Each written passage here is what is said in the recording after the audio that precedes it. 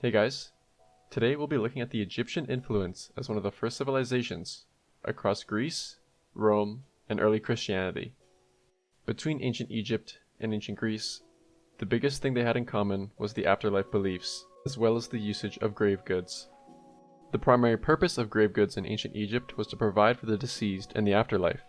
Egyptians believed in an afterlife where the soul continued its journey and the deceased would need various items for sustenance and comfort.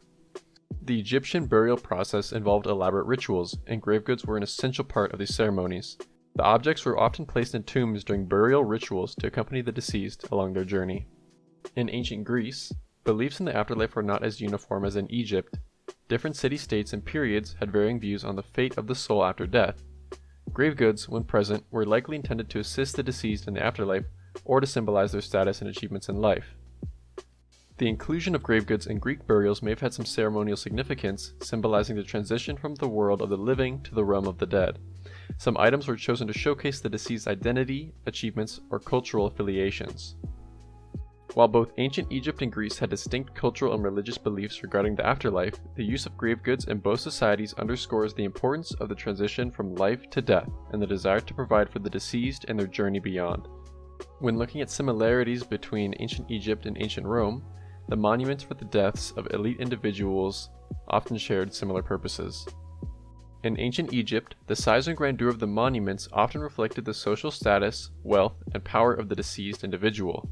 Monuments such as the pyramids were not only tombs but also symbols of the pharaoh's authority and divine connections.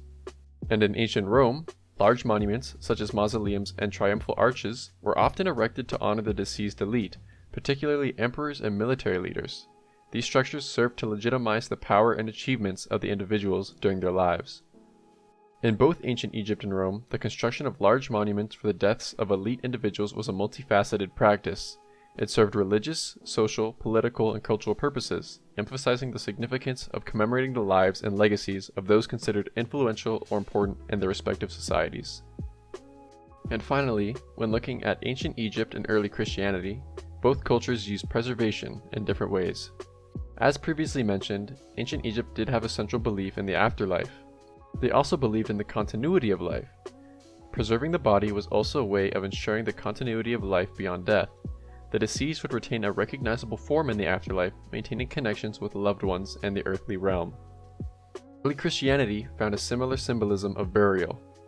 Burial practices in early Christianity symbolized the Christian hope in the resurrection and eternal life.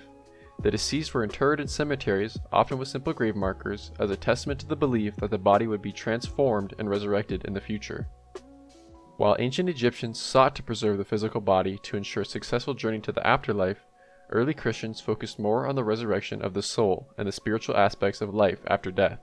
The shift in emphasis from physical preservation to spiritual resurrection reflects the evolving theological perspectives between these two cultural and religious contexts.